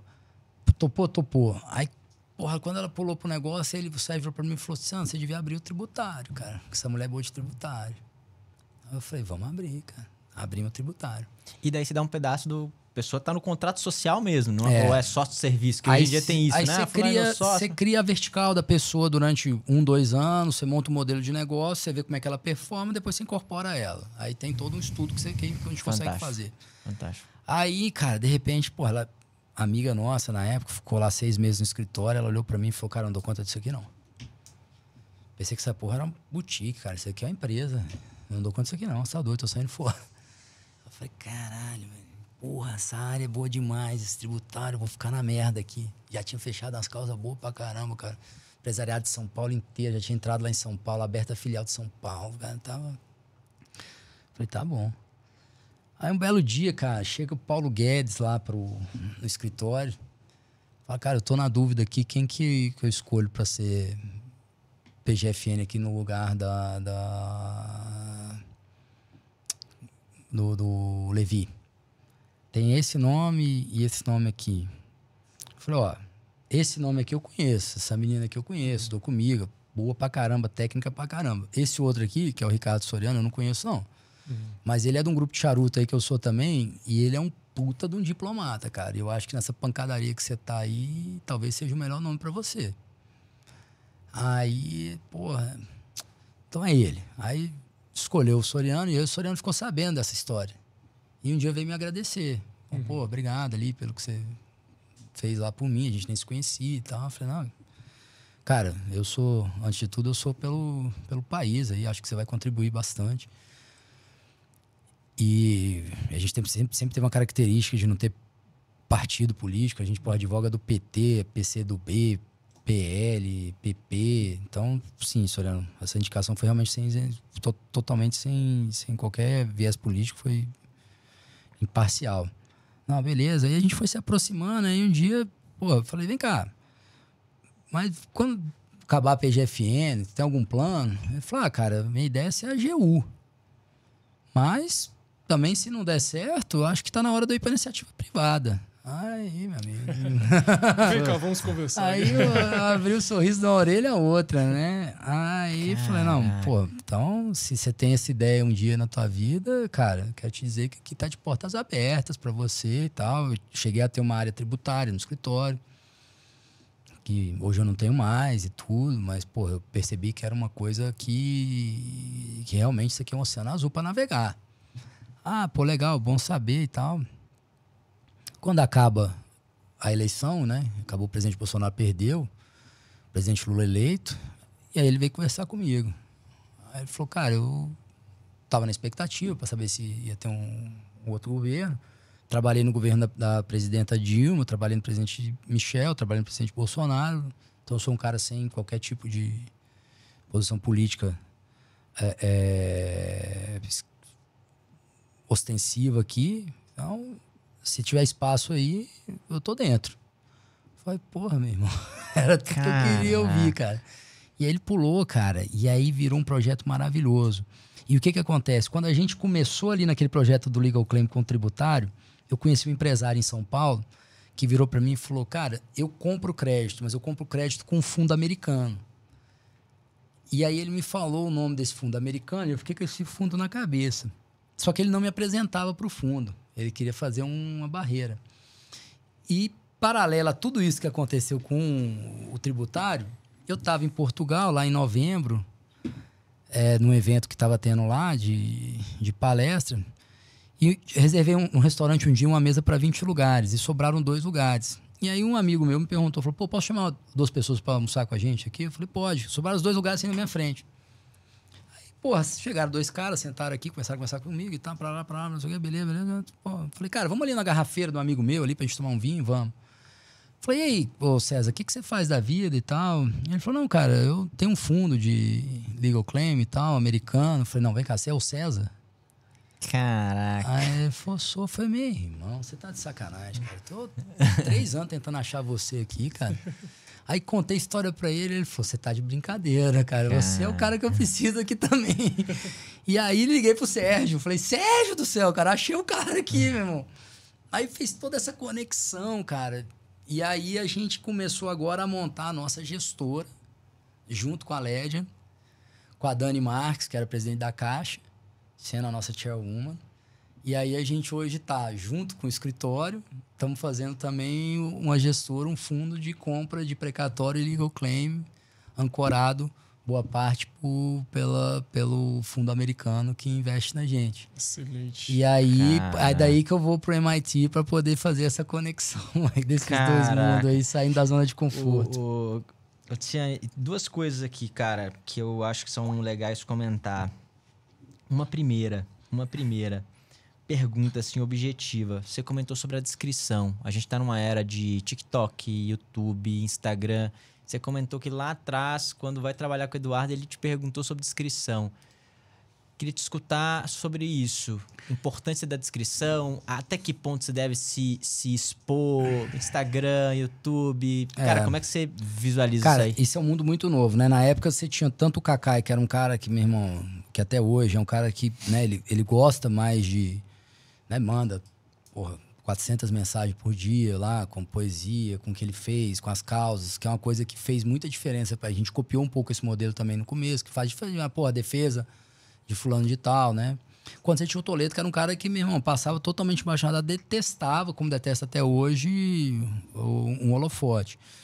Então, o equilíbrio, eu acho que sempre é o equilíbrio entre as coisas. A premissa número 1, cara, número 1, tanto no fundo, tanto no escritório, quanto na vida. Você não pode ser maior que a causa. O bem-estar e a defesa do cliente nunca podem ser preteridos em nome de você aparecer. Então, a maioria das vezes, se você solta uma nota, você pode estar prejudicando o cliente. E, pô, cara, jornalista adora jornalistas, os caras são sensacionais, nós temos hoje assessoria de imprensa, tudo. Mas você fica seduzido por eles, às vezes, né, para um café, para um jantar, para uma coisa, e você tem que fugir disso, porque o cara só tá ali para te arrancar informação. Sim. Então, eu acho, esse mundo, o digital, ele é importante, ele é fundamental. Eu vejo o trabalho que alguns amigos fazem, acho que é fundamental, tem que ser feito, mas eu acho que tem que partir da premissa de que você nunca pode ser maior do que a causa que você tá. Fantástico. O primeiro objetivo seu é defender o seu cliente. Às vezes você precisa até pular no buraco para poder ele passar por cima e não cair nele. Então, para protegê-lo, você deixa ele pisar em você. Quando você deixa a erva daninha da vaidade te picar, porra, é legal tu ver tua cara hoje em dia eu não sei, mas na época era Jornal Nacional, Porra, Sim. eu costumo brincar que eu e o Pedro, a gente vivenciou o milagre da Lava Jato, né? Um cliente nosso foi preso em Curitiba. Porra, tinha uma manifestação de gente na frente da Polícia Federal, tinha um cadeirante. Quando a gente saiu da prisão, os jornalistas todos vieram em cima da gente. E aí vinha uma mulher gritando: honorário de bandido, seu corrupto, vagabundo, e me xingando, o Pedro. Que isso? E aí, porra, quando eu olhei, o cadeirante que tava lá fazendo a manifestação levantou e veio atrás de mim. Eu falei, porra, cara, é um milagre da Lava Jato isso aqui. E o cara tirou um rojão em mim, cara. Porra, eu falei, que coisa de doido. Então, assim, você nunca pode ser maior, cara. O bem-estar e a defesa do seu cliente tem que ser a sua prioridade.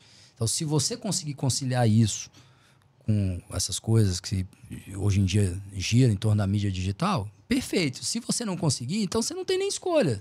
Você tem que advogar. Os seus resultados falam por si, né? Então eu tenho muita preocupação hoje com as pessoas. A gente vê ali, hoje até como conselheiro federal, 2 mandatos seguidos, a gente vê muito processo ético rolando ali por causa dessas coisas, né? E a gente também teve que evoluir na legislação do Conselho Federal para a questão do marketing, da publicidade. Mas, assim, nunca deixe...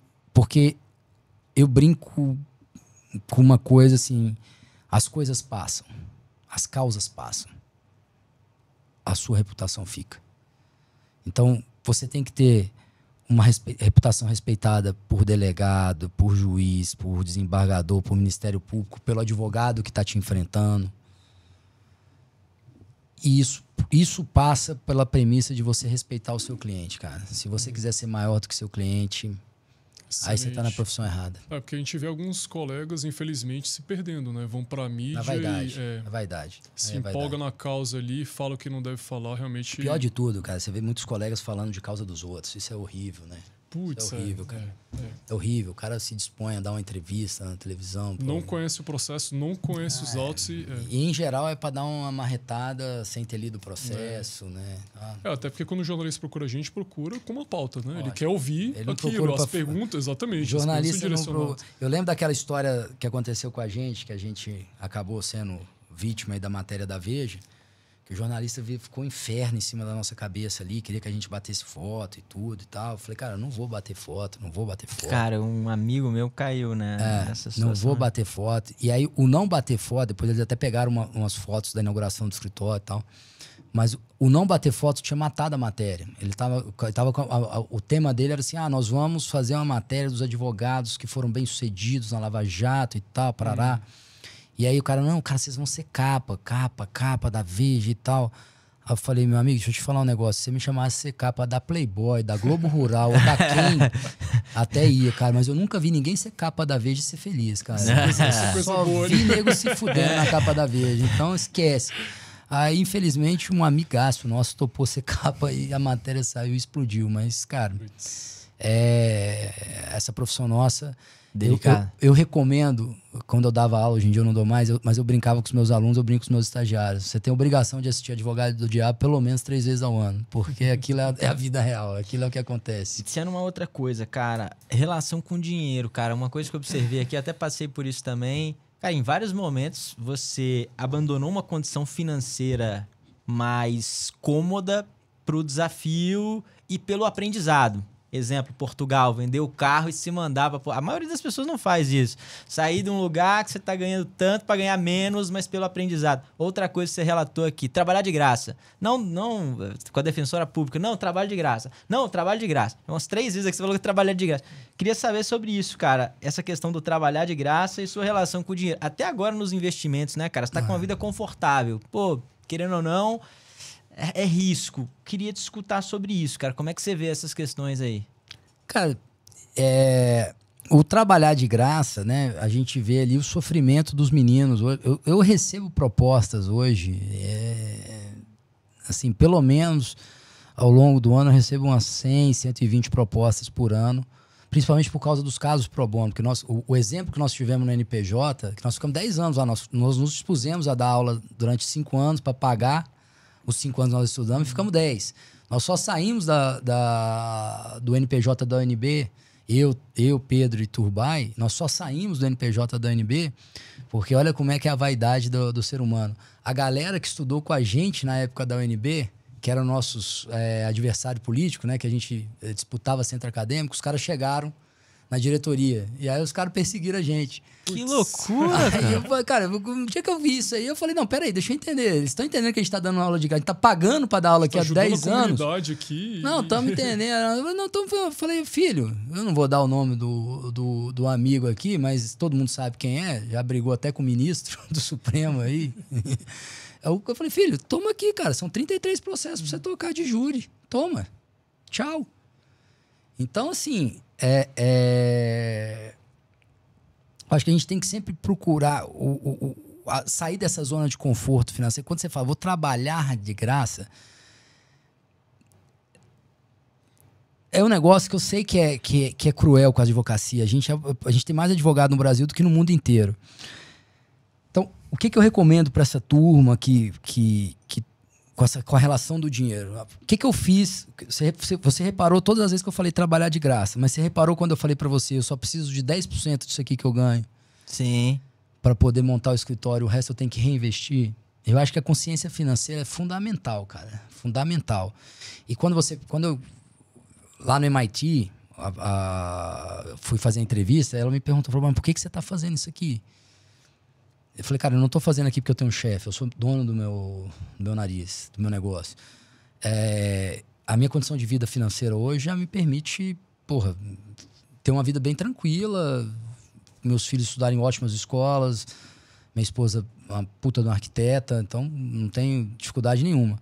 Mas eu estou fazendo isso aqui porque eu quero deixar um legado, eu quero construir uma história. E tudo isso você tem que fazer sempre calcado no financeiro. Então, gente, eu acho uma barbaridade nas nossas escolas, por exemplo, você não ter aula no 2º grau de introdução ao direito, introdução à economia, educação financeira. Quando o cara pega... Quantas pessoas a gente vê, o cara pega, dá uma paulada de um honorário, o cara, em vez dele pegar e falar, cara, eu vou investir esse dinheiro aqui e vou ter um lucro lá na frente, o cara vai e compra um carro, compra uma viagem. Padrão, né? Compra um relógio. Mas é um tesão também, cara. Claro, tu meter um relógio sim. no braço, tu ter um carro, é um tesão, claro que é. Mas tem a hora certa de fazer isso. Então, eu acho, assim, todas as vezes que eu sou chamado a falar, eu bato muito nessa tecla da educação financeira, cara. Eu acho que os moleques não sabem ainda... a previsibilidade das ações, principalmente, tem muito civilista que, para mim, a classe mais educada financeiramente do direito são civilistas, porque são pessoas que têm um recorrente, né? Só que é a mentalidade nossa, dos nossos pais, vocês não, que vocês são muito novos, mas dos nossos pais que viveram a inflação. Então, aquela coisa, eu preciso... E você tem que aprender a ser empresário. Quando eu contrato no meu escritório, por exemplo, e eu não conheço outro escritório que faz isso, mas imagino que tenha, eu não falo de salário, eu falo de anual. Salário mensal, eu falo de anual. Eu falo, eu vou te dar um anual de tanto, no mínimo. Por quê? Porque eu quero forçar aquelas pessoas a ter educação financeira. Muito bom. A ter educação financeira. Então, cara, o dinheiro tá aí, você tem que saber gastar, você tem que saber usar. Tem alguma dica que você dá sobre... Tem um negócio que é legal. Tem. Eu entrevistei aqui, antes de você, eu entrevistei meu sogro, que foi... Cara, jogou na seleção brasileira, foi jogador de futebol. Ponto. Ele é um cara que se organizou. E, cara, uma coisa que é impressionante, jogador de futebol aposenta e aleja, simplesmente. Meu sogro parou de jogar com 39 anos, na Itália, jogou na Itália os últimos 8 anos, parou de jogar com 39 anos, então ele tem 54 agora, ele tem mais de uma década que ele tá aposentado, faz absolutamente nada, só vai na academia, faz corrida, fica visitando os filhos, etc e tal. E eu perguntei pra ele sobre isso. Você tem alguma dica, assim, sobre organização financeira pro advogado, alguma coisa assim, pessoal sua? Cara, eu sempre separo 10%, eu sempre... Tem alguma... O que ele falou? Meu sogro, ele falou o seguinte, achei bem legal, ele falou assim, olha, eu prefiro ter uma carteira de R$1 e ter R$300 na carteira do que ter uma carteira de R$300 e R$1 dentro dela. Essa foi uma das coisas que ele comentou. E a segunda coisa que ele comentou foi a seguinte, eu sempre busquei usar saco quando era jovem para usar seda quando fosse mais velho. Essas duas coisas assim marcantes que ele comentou. Tem alguma recomendação sua, Tiziano? Cara, eu tenho um estudo americano aí que mais de 70% das pessoas que ganham na loteria americana, elas falem. Elas vão à falência. Porque O que os caras fazem? O cara ganha, meu, ele compra um carro, compra uma casa, acabou o dinheiro. E aí você tem um estudo de Harvard muito interessante, depois eu posso compartilhar com vocês o link, que mostrando que quando você gasta o seu dinheiro com os outros, você não fale. Como assim, Tiziano? E aí você começa a ver por quê. Aí você começa a ver os projetos sociais, aí você começa a ver o empreendedorismo. Eu não vou fazer que nem seu sogro de falar assim, não, separa 10%, separa 50%, separa nada. Em vez de você pensar em percentual, pense em tema. Pense em tema. Primeira coisa, quanto você precisa para sobreviver? Tem gente que custa R$100 por mês, tem gente que custa 1.000, tem gente que custa 1 milhão. E você não pode julgar a pessoa que custa 1 milhão, cara. Claro. Ela tem as necessidades dela ali. Agora, a pessoa custa, não é o que a pessoa gasta, que eu tô falando. Aí é a diferença. Então você tem que separar os temas da sua vida. Então eu tenho, nos meus slots, eu tenho caridade. Então eu tenho um puta de um projeto social que eu tenho 20 amigos me acompanhando neles, que nós fazemos. Nós estruturamos instituições sociais. Então a gente hoje está reformando uma creche. Como é que é o nome da região? Na Estrutural. Aquela subida da Estrutural. Queria lembrar exatamente ali como é que é o nome daquela região. Aí a gente pega aquela turma ali, aquele pessoal que está fazendo uma boa ação. Quanto vai custar para estruturar essa creche? Vai custar R$300 mil. Aí, por mês nós vamos doar quanto? Aí, junto com a minha assistente, André, a gente começa a fazer tudo. E aí, eu posso contar comigo, eu não posso contar com os 20, com os 19. Então tem mês que os 20 pagam, tem mês que 10 pagam, mas eu e Pedro, né? Na verdade, sempre somos nós dois. Nós estamos ali fazendo isso. Cara, eu tenho uma margem de investimento de risco. Então é dinheiro que eu coloco para risco. Então eu tenho um slot da caridade, da ação social. Eu tenho um slot de risco. Tenho um slot conservador. Tem um slot de família. O que é o slot de família? Viagem, reforma da casa, a roupa das crianças, brinquedo, desafio. A minha filha tava demorando para andar de bicicleta. Eu falei, você andar de bicicleta sozinha aí, eu te dou o que você quiser. Quer um cachorro, uma porra do cachorro, caro pra caralho. Aí ela andou. Tive que ir atrás do cachorro agora, uma fortuna, o diabo do cachorro. Mas enfim, e aí tá dentro daquela... e aí o que você faz se passar aquele mês você precisou gastar mais nisso aqui? Aí eu vou tirar de uma casinha que é reserva, e aí depois quando eu preciso, no mês seguinte, antes de eu preencher qualquer casinha, eu preencho a reserva primeiro. Então eu tenho que ter um background de reserva de 1 ano. A minha reserva, ela me cuida 1 ano. Quando eu falo minha reserva, eu tô falando minha reserva, a reserva do escritório. Então, eu tenho 1 ano de reserva do escritório, 1 ano de reserva pessoal. Uhum. Por quê? Tanto que na pandemia, cara, nós crescemos 60% na pandemia. 60%. Por quê? Porque a gente estava preparado para um desastre. Eu tenho imóvel, por exemplo, os meus imóveis, todos têm uma cota de financiamento. Por que eu tenho cota de financiamento? Porque aquele dinheiro, se eu morrer, Deus me livre e guarde, mas ele é um seguro de vida para os meus filhos. Em vez de eu quitar o financiamento, eles quitam e eles ficam com dinheiro na conta para investimento. Né? Então, eu tenho plano para os dois, para a Estela, para o Pietro, com 18 anos, vai ter um imóvel, eles vão aprender a administrar. Minha filha, o dentezinho dela cai, a fada do dente coloca lá os R$100 para ela. E aí eu falo, o que você quer fazer com seus R$100? Você quer comprar um presente? Você quer investir? Eu expliquei para ela o conceito de investir. Minha sogra foi do Copom, então é uma economista, top pra caralho. Minha mãe é goiana, muquirana, então junta as duas ali. Então, é educação financeira, cara, não tem como fugir disso. Não tem como fugir disso, cara. Legal. Tiziano, e pegando um ponto aqui sobre essa questão da carreira, que você trouxe aqui boas escolhas que você fez, questão do patrocínio, essa questão de investimento, né, de patrocinar eventos e tudo. Questão da autoridade que você foi construindo junto com o Pedro também. O Pedro construindo a autoridade dele lá no Cacai. Temos que entrevistar o Pedro aqui. Exatamente. Saindo daqui, a gente já liga para ele já para marcar. Já. Essa questão das notas da imprensa, questão dos sócios. Tem mais alguma coisa assim que você pensa, cara, essas escolhas aqui foram essenciais, além dessas, para me levar para um grande escritório, para poder ter o que eu tenho atualmente? Cara, eu falo para todo mundo que a principal escolha que eu fiz na minha vida que mudou tudo, foi escolher minha esposa, cara. Eu falo pros meninos, tem um moleque lá que é bom demais, o moleque tá comigo desde o começo do escritório ali, que tem tudo pra virar um sócio.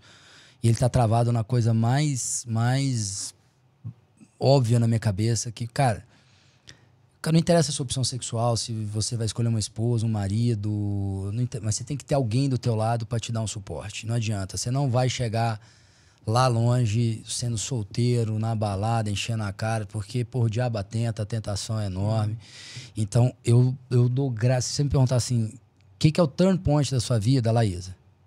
A hora que eu, cara, aquilo ali estabilizou minha vida. Aquilo ali eu falei, bom, resolvi essa casinha da estabilidade emocional aqui. E ela é parceiraça. Se eu virar pra Laísa e falar, cara, vamos pro deserto do Saara agora abrir uma venda de areia, ela vai acreditar ali que aquele negócio dá certo. Ela, que isso aqui é a tua função, é cuidar da casa. Eu lembro quando a gente casou, Laís é formada em Direito, né? Aí ela virou pra mim e falou, preciso te contar um negócio. No dia seguinte que a gente casou. Deixa eu te contar um negócio. Falei, o quê? Ela falou, eu odeio Direito. Cara, ela falou, esposa é a mesma coisa, cara. Cara. Ela tava estudando pra concurso. Primeiro, quando eu conheci, ela queria ser do Ministério Público, né? Aí eu falei, bom, você quer ser do Ministério Público, então vamos encerrar isso aqui agora, né, cara? Falei, você tá doido, não tem como, né, cara? Aí depois ela quis, não, quer ser juíza do trabalho. Eu falei, é legal. Aí ela casou, não, agora eu quero separar, eu quero parar de estudar Direito. Aí eu falei, bom, tá bom, deixa eu te explicar uma coisa. Eu encaro a casa como uma empresa. Você quer ficar em casa? Então, ótimo. Isso aqui é uma empresa, nós somos sócios dessa empresa, eu vou te cobrar como tudo que é meu é seu, tá aqui, hoje em dia a gente não tem nada, então tudo que a gente construiu é nosso. Cara, nunca controlei conta, nunca controlei nada, né? Não quer aquela coisa de, o marido controla, você vai perguntar um negócio financeiro. Meu irmão, falar pra cara, a gente tem tanto pra gastar esse mês. Se você acelerar, nós estamos fodidos. Cara, e Laísa, meu irmão, fazia tabela, planilha, fazia conta, fazia não sei o que e tal.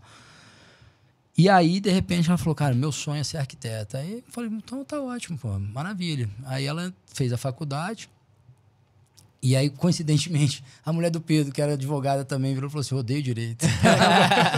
Aí, meu sonho é ser arquiteta. Aí, as duas melhores amigas viraram sócias, montaram o escritório junto com a Renata, esposa do Daniel, do Didi. Que legal.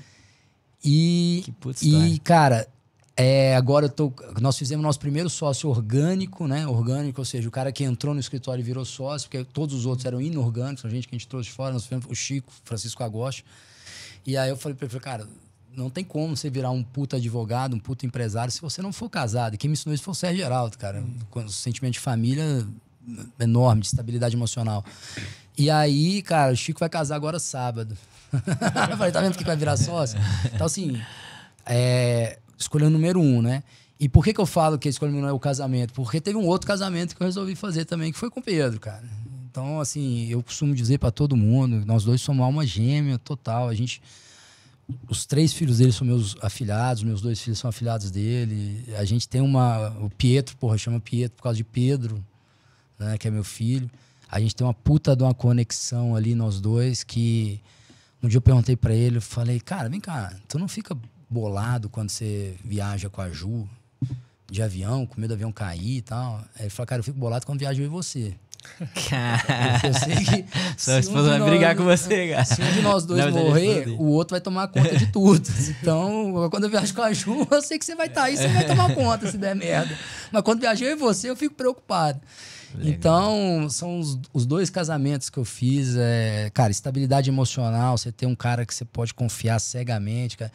Pedro, você perguntar, ele vai ficar bravo que eu vou falar isso aqui pra ele. Pedro, cara, qualquer investimento que ele vai fazer, ele me liga e fala, o que você acha disso aqui?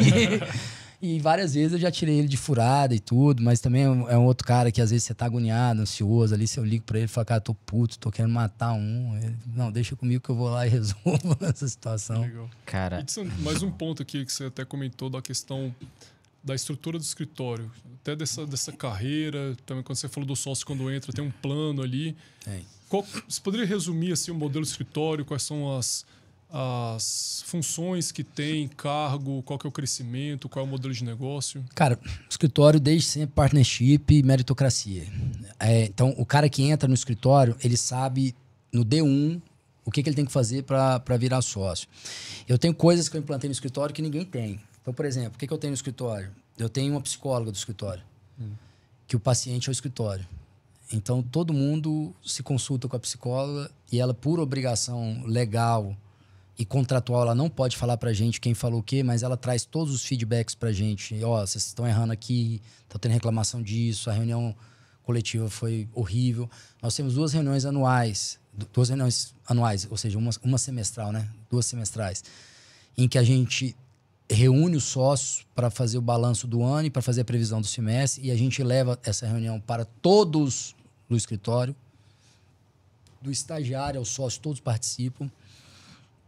Nós temos agora, que para mim, eu tive que fazer cálculo 1 de novo, né, para poder entrar no MIT. Os caras te dão parabéns, você passou, agora passa em cálculo 1 em 3 meses. Aí peguei um professor particular, meu irmão, comi vidro e subi a nado cachoeira ali para poder passei, fui chamado para ser monitor de cálculo 1 à distância. E aí só que eu vi esse cara, e falei, porra, esse cara aqui entende de IA, entende, vou trazer esse cara. Contratei o cara tá desenvolvendo software, tá fazendo jurimetria, cara, tá me examinando sentença, examinando decisão, acórdão. A gente já chama o cliente, quando ele vem, você já sabe assim, ó, que naquela vara vai demorar tanto tempo, a tendência do cara decidir é assim. Se o cara decidir assado, a gente já pega toda a jurimetria dele, mete no recurso, fala, olha, paradoxalmente o cara decidiu dessa forma. Então, assim, a gente tem plano de saúde, cara, lá no escritório não tem gravata, abolido gravata, sexta-feira, cara, bermuda, calça jeans, camisa polo, só tem que manter a barba feita. Se quiser ter barba, tem que ter barba feita, que é uma herança do Piero Neto que eu tenho e eu não abro mão dela. Agora, cara, nós temos uma sala que chama Sala Google, que é um espaço que tem videogame, tem cervejeira. Cara, quando dá nada, eu tô passando assim, tem um moleque tomando uma cerveja 3 da tarde lá. Eu falei, e aí, tá bem, meu filho? Não, tô bem aqui, tá só dando uma relaxada. E às vezes eu chego lá na Sala Google, vou jogar um videogame, tem um menino dormindo, assim. E quando eu chego, às vezes os caras assustam, né? Eu falo, cara, fica aí, se você sair, eu vou ficar puto. Porque o cara tem que sentir a vontade, aquilo é feito pra ele mesmo. E eu tô ali também me descomprimindo, vou jogar um fliperama, jogo Street Fighter, Mario Kart ali no fliperama, aí eu chamo ele, vamos jogar aqui junto. Então, cara, essa sensação do cara, o cara tem que ter tesão, tem que gostar de estar ali, entendeu? Que tem que ser um ambiente que ele frequenta, igual ele frequenta a casa dele. Os lugares que eu trabalhei, que eu mais rendi, os lugares que eu me senti em casa. Então, pô, o cara, quero levar meu cachorro na sexta-feira pro escritório. Leva seu cachorro sexta-feira pro escritório, deixa ele lá passeando. Então, tem piscina. Quando a gente ganha uma puta causa, aí, cara, a equipe que ganhou a causa tem que pular de roupa e tudo na piscina lá. Então, cara, é uma coisa meio Silicon Valley mesmo, que eu trouxe de fora, e eu acho que a gente tem que evoluir nesse sentido. Tem que sair daquela coisa lá, do, porra, terninho, gravata, quadradão. Então, o plano de carreira é fundamental. O menino tem que saber o que ele faz para chegar lá. Cara, e é objetivo, bônus, eu tenho 2 bônus. Que questão de tempo, assim, tem programado? Tem. Se o cara for by the book, ele vai gastar 8 anos para virar sócio. Mas o cara que é bom, ele pode encurtar. Ele pula. Como é que funciona lá no escritório? Cada categoria, você tem até 2 anos para ser promovido. Então, do júnior para o sócio consultor, que é antes do sócio patrimonial, você tem 2 anos para frequentar cada. A regra é que você seja promovido em 1 ano.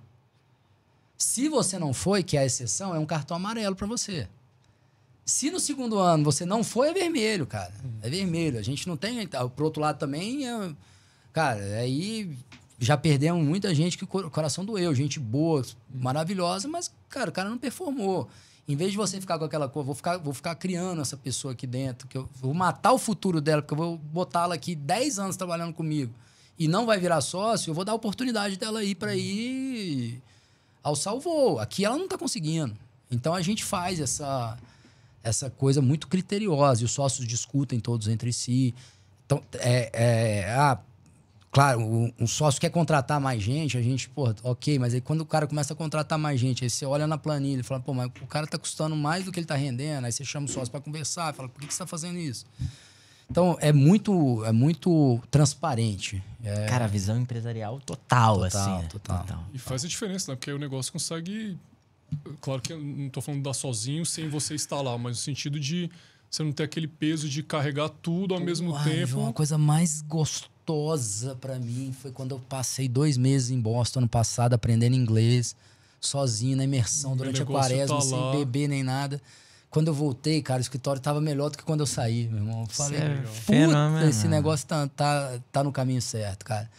Aquilo não, ele não pode ter uma cara, aquilo não é o Tiziano, aquilo não é o Pedro, aquilo não é o Ricardo Soriano. Cara, o Ricardo Soriano entrou no escritório, meu irmão, ele virou pra mim, quando a gente tava nas negociações, ele falou, cara, aqui eu vou ser dono.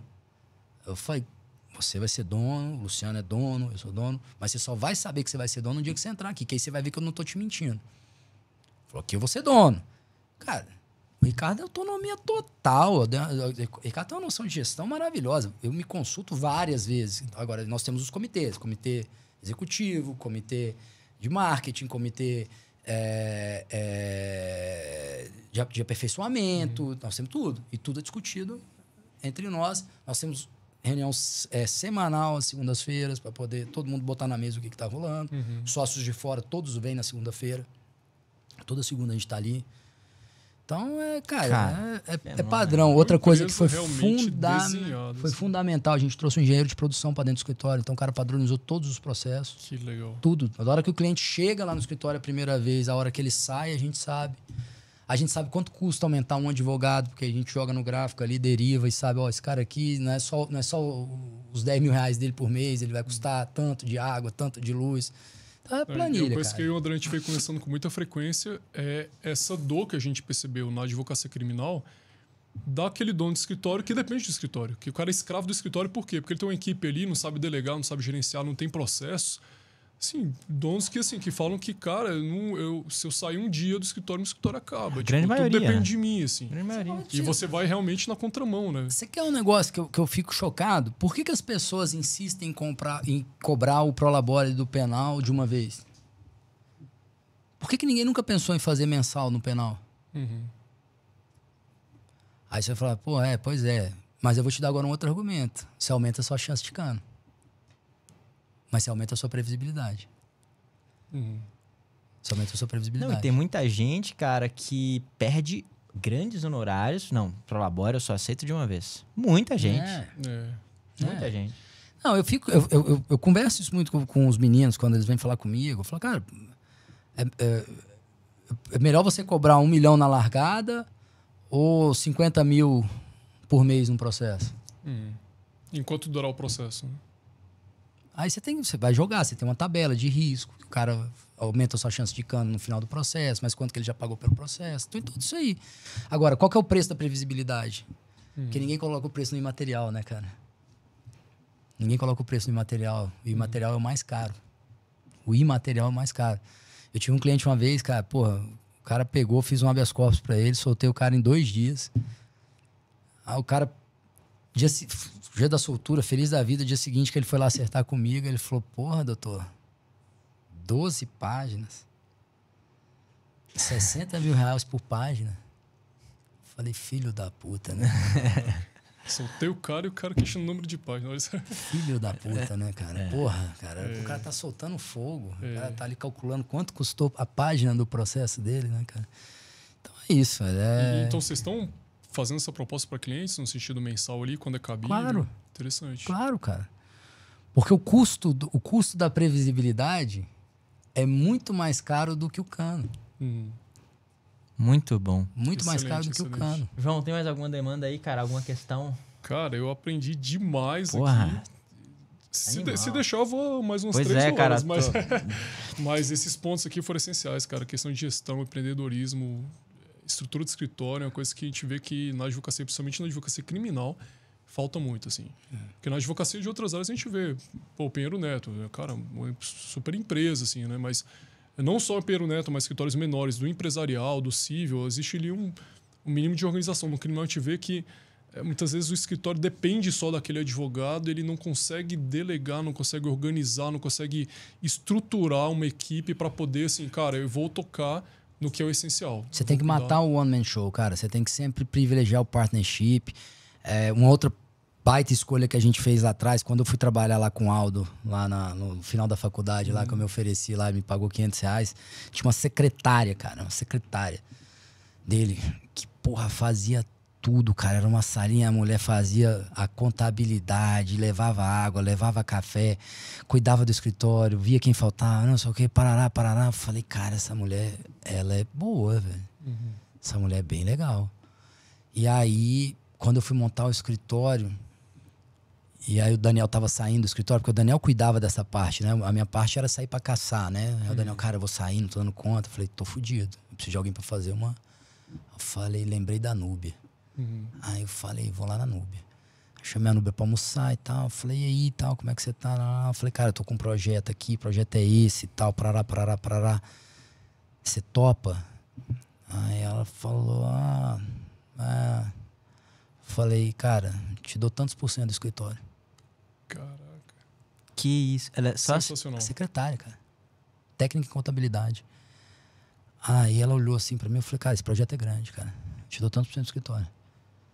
Aí ela falou, eu topo. Sensacional. Tô dentro. Aí, cara, entrou no escritório, meu irmão, formou em direito, formou em contabilidade, tralala. Hoje é minha sócia, administradora do escritório, velho. Tá aí bem pra caralho. É a número 3 do escritório. Relevante, É a número 3 lá do escritório. É.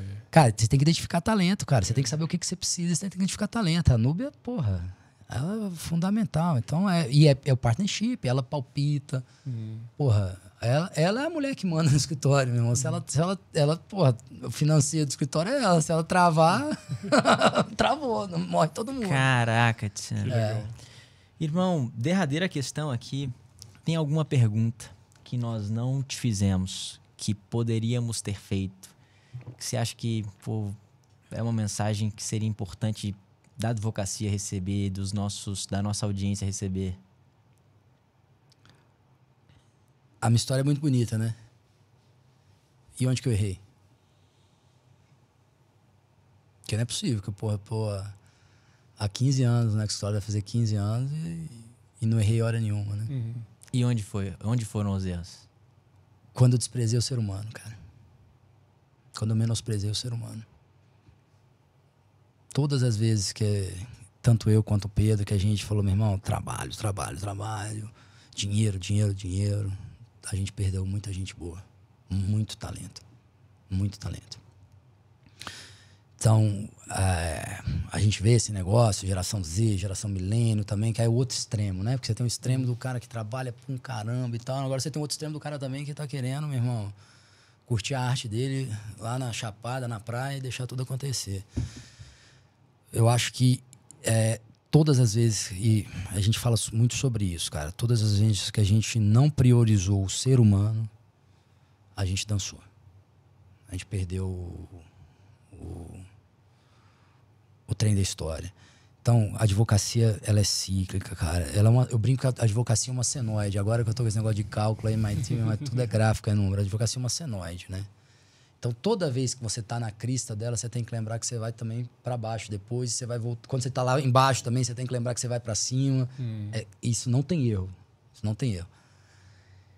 Então, todas as vezes, cara, gastar dinheiro com o ser humano, você vai fazer, o que eu vou ter de retorno contratando uma psicóloga? Eu tenho uma psicóloga contratada dentro do escritório. O que eu vou ter de retorno financeiro nisso?